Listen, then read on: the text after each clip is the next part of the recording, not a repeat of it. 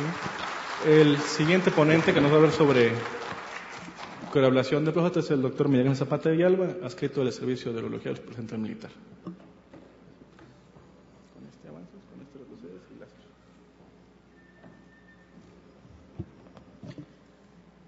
Buenas noches. Bien, hablar de coagulación de la próstata, como ya mencionaron los que me antecedieron, es hablar de una técnica relativamente antigua o relativamente nueva, como quieran verlo cada uno. Cuando empezó en los años 60 hubo muchas complicaciones y fue donde mucha gente dejó de hacer este tipo de procedimientos.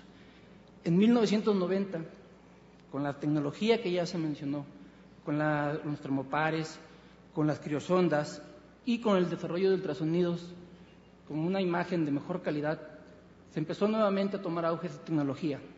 En Estados Unidos, por mencionarlo, en 2011 se hicieron aproximadamente 200 procedimientos mensuales. En México, el primer procedimiento documentado lo tiene en Docker en el año 2005. Ahora bien, hay una base de datos que podemos accesar en Internet, en la cual están registrados aproximadamente 7,000 procedimientos a nivel mundial registrados. Independientemente, en Estados Unidos y en otros países hay algunos procedimientos que no se registran, obviamente. Esta base de datos es independiente del que auspicia esto. Es una base de datos auditada y que año tras año en la Sociedad Americana de Urología se presentan las actualizaciones de la misma. ¿Cuáles son las características de este procedimiento? No hay una incisión, el paciente no tenemos sangrado, no lo exponemos a los efectos secundarios de la radiación. Se realiza la destrucción del tumor durante el procedimiento y eso lo estamos viendo durante el mismo. Las células muertas obviamente son absorbidas por el organismo de manera de una fibrosis o son desechadas en determinado momento. Importante, una corta estancia hospitalaria. El promedio de estancia son 2 días en la gran mayoría de los centros, 3 máximo. El paciente tiene una recuperación rápida y retorna a sus actividades. Eso productivamente mejora al paciente. Es un procedimiento reproducible con las técnicas que se mencionó anteriormente. En la Asociación Europea de Urología establecen ya las indicaciones para este tipo de tecnología, como son que esté limitado al órgano, que hay una acción mínima del tumor fuera de la próstata, como tamaño que sea menor de 40 milímetros. Ellos recomiendan para tratamiento primario que sea un AP menor de 20 y el virus de la biopsia sea menor de 7. Como veremos posteriormente, esto ha ido cambiando en diferentes estudios que están realizando. ¿Cuál es el mecanismo de acción? Ya lo mencionaron. Prácticamente es una fase de congelamiento en la cual a nivel central de la próstata, en la punta de la criosonda puede llegar inclusive a temperaturas de menos 180 grados. Posteriormente, eso se lleva en aproximadamente 10 minutos.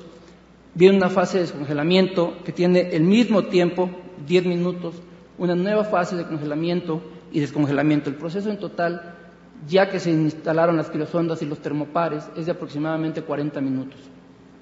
Importante para la realización de esto, obviamente, es el conocimiento en la realización de ultrasonidos de próstata.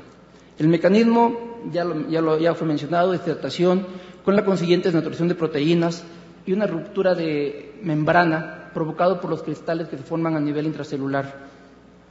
Eso también va a generar una estasis vascular y microtrombos, con la consiguiente isquemia que va a haber y una apoptosis generada por la lesión tisular que hay. ¿Cómo se realiza esto? Bueno, empezamos con un ultrasonido de próstata, delimitamos nuestra próstata y posteriormente de delimitarla, la capturamos en la máquina. Una vez capturada la imagen de próstata en la máquina, ella nos hace prácticamente el trabajo, nos dice dónde debemos de colocar las criosondas, dónde está la uretra, dónde está la fascia y dónde debemos de colocar nuestros termopares para poder controlar la temperatura que debe llegar a estos lugares. Una vez colocadas las criosondas, el ultrasonido, nuestras ondas, se procede posteriormente a la aplicación del frío. Anteriormente, como mencionaron, se usaba nitrógeno líquido. Actualmente se utiliza el gas argón, con el cual se alcanzan temperaturas mayores en un tiempo mucho más rápido, con el cual la lesión a nivel celular es mucho mayor. Esa es una imagen donde vemos antes de la cirugía. Posteriormente, aquí están colocadas ya las criosondas, y en esa imagen ustedes ven cómo ya está formada la bola de hielo. Ese es, como repito, son dos procesos: congelamiento, descongelamiento, y eso se repite. Ya que hicimos nuestro sonido y colocamos nuestras criosondas, en próstata aproximadamente se utilizan de 6 a 8 criosondas. Alguna literatura por ahí les va a comentar que utilizan hasta 15 criosondas. Con 6 a 8 es más que suficiente. Posteriormente a eso se empieza a circular el gas de argón, con lo que empezamos a tener la formación de hielo en la periferia de esta. Vamos a ver que a este nivel, la punta de la criosonda se alcanzan esas temperaturas. En el área adyacente a la próstata vamos a tener temperaturas de menos 20 a menos 40 grados, siempre vigilando en el esfínter que sea a 0 grados para evitar una lesión a este nivel y con eso evitar la incontinencia urinaria. El proceso se hace en tiempo real. Uno está viendo cuando se congela la próstata y cuando se lleva a cabo el descongelamiento. Posteriormente de eso se retiran los termopares y se retiran las criosondas, y con eso se da por terminado el procedimiento. Se hace compresión un rato y el paciente se retira a su cama con sonda. Al siguiente día puede ser egresado. Ahora bien, la literatura reporta que se puede aplicar a próstata total en un cáncer primario recurrente posteriormente a una radioterapia. La técnica es la que comentamos. Aquí están las 6 criosondas. Este es el área central y es el área periférica, donde estamos entre menos 20 a menos 40 grados. Los resultados, en algunos estudios, la incontinencia es en menor del 6% y reporta una disfunción eréctil, un retorno a la función eréctil del 47% aproximadamente a los 3 años. También hay otros estudios. Esto actualmente en las guías europeas y en el texto de buena práctica clínica de la Asociación Americana de Urología lo siguen considerando como un procedimiento experimental. Y ese se está indicado solamente en tumores de bajo riesgo, confinado a la próstata a un solo lado, donde se desea preservar el complejo neurovascular y preservar la función eréctil del paciente. Los resultados que obtuvieron en algunos estudios es una incontinencia menor al 1% y el 87% de los pacientes mantuvieron la función sexual. Ha habido publicaciones desde que salió esto y sigue habiendo.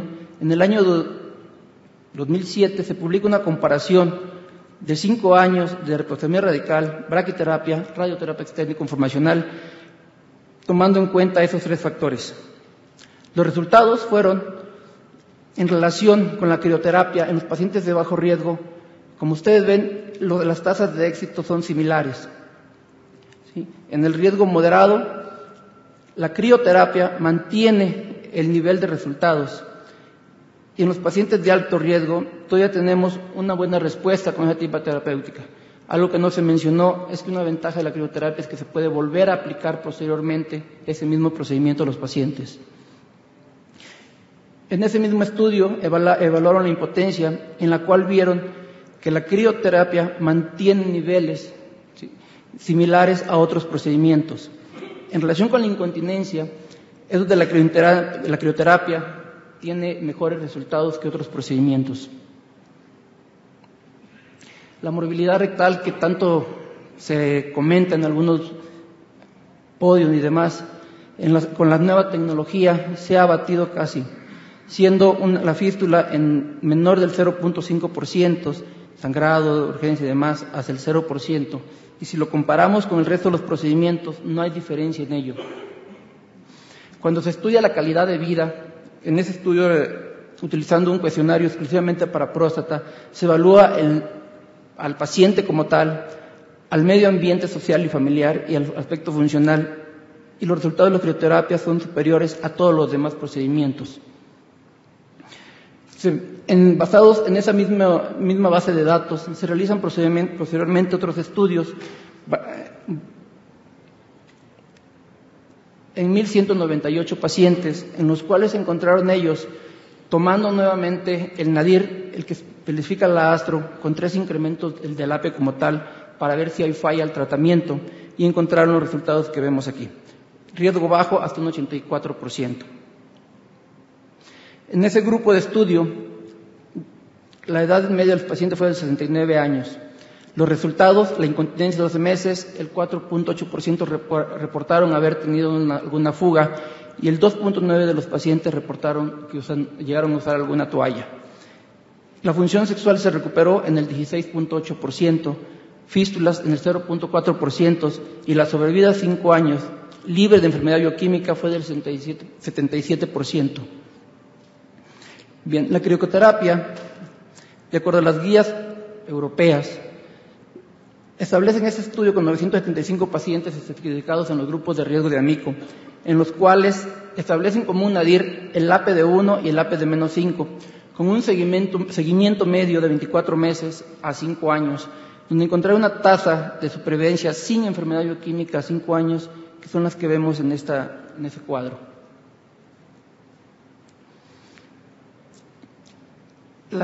Se ha seguido actualizando la base de datos y en el año 2011 en la Asociación Americana de Urología se presentaron 18 trabajos de crioterapia. Uno de ellos fue este que vemos, el 1627, en el cual presentan el seguimiento de 4.321 pacientes y el resultado oncológico que encontraron ellos en el seguimiento de 1990 a 2010 es que los resultados son iguales comparados con cirugía radical de próstata y radioterapia. El año pasado también se publica en relación a próstata total en pacientes mayores de 75 años, encuentran ellos que los pacientes ancianos mantienen la eficacia oncológica similar a los pacientes jóvenes sin incrementar la morbilidad en ningún aspecto. Dentro de las terapias que se están utilizando actualmente en algunos lugares es la crioterapia de rescate. Esa crioterapia de rescate reportan un estudio con 279 pacientes en el cual en un seguimiento de 2 a 5 años aproximadamente se encontró el nadir al principio de un NAPE en el 83% de 0.2. El seguimiento de esos pacientes fue a 5 años y la sobrevivencia libre de enfermedad bioquímica fue del 54%. Las complicaciones, como ven, son similares a las demás. En ese tipo de problemas se tuvo que hacer reacción transuretal de próstata por la necrosis que se genera en el 3.2%. En relación con esa tecnología, el agua considera la crio que puede considerarse como una opción en el tratamiento curativo del cáncer de próstata en ese tipo de pacientes. La Asociación Europea de Urología la recomienda como una alternativa en pacientes que han sido radiados que no son candidatos a una cirugía.